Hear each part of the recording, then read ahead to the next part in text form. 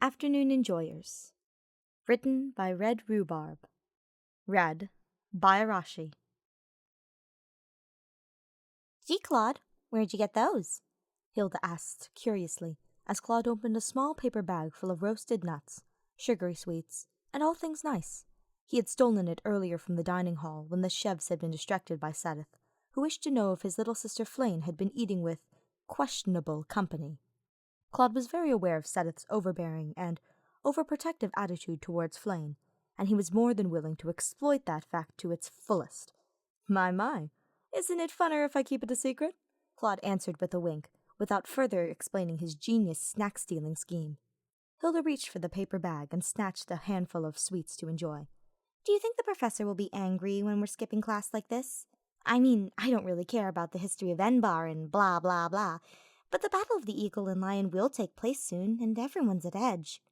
Claude snacked a couple of nuts and laid down on the soft grass of the monastery. The courtyard was empty of all hassle, and a row of bushes kept Claude and Hilda well hidden from teachers and other students if any of them happened to pass by. Oh yeah, Teach will definitely be angry. Might even give us extra assignments.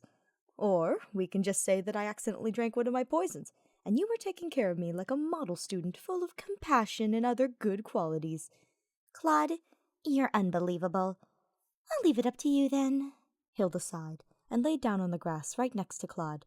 The weather's so nice today. Perfect for lazing around. I know, right? After a moment of enjoying the tranquility of an empty courtyard, Hilda rolled over and stared curiously at Claude. So, who are you going to dance with at the ball? She asked. Huh? Where'd that come from? Claude laughed as he was caught off guard by Hilda's sudden question. Aren't we supposed to dance with everyone anyways? To bring the houses closer and all that. Yeah, as if anyone's got the time and energy to supervise that. I myself was thinking of finding a nice warm seat from a corner, but even I could do a few dances. I wonder if I'll be able to pester Marianne to dance with me. Ooh, sounds like we've got a crush going on. Shut up! But don't you just love how sweet she is? I just wish she would take her eyes off her feet for 5 seconds every now and again. I myself was thinking of having a dance with Teach, Claude confessed with a smirk. With Teach? Our Teach? Wow, Claude, I didn't think you'd do that. Are your grades really that bad? Sometimes Claude was smitten by how oblivious Hilda could get. Hilda, Garrigmock Monastery's #1 gossip girl. No, she must have been playing, Claude deduced. Well, I need to get us out of any trouble we might be in after this somehow, he answered, and Hilda burst out laughing. I'm just joking. It's nice to see you spare a dance for our professor. I could dance with him myself if it isn't too much of a drag. I can't count on you to give any effort, can I? Nope. Do you still have some of those sweets left? Claude gave the bag to Hilda, who gleefully accepted it, and he turned his gaze to the sky. He wasn't quite sure why he wanted to dance with Teach.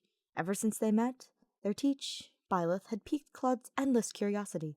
Whether it was admiration, love, respect, or something else, he couldn't say. But whatever the sensation he felt was, he thirsted for more of it. He even knew Hilda wouldn't take him seriously if he said all of that out loud, so he chose to keep his silence. Say, we should take a few sips of that poison so we won't get caught. Claude changed the topic. We? Ugh.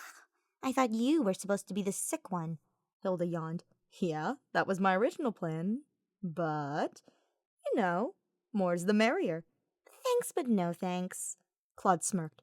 What if I told you there was already a bit of the poison in the candies we just ate? Hilda froze and slowly opened the bag to stare at its contents. The sweets and nuts looked normal, but when she looked closer, there was a slight purple tint in some of the sugar covering the goods.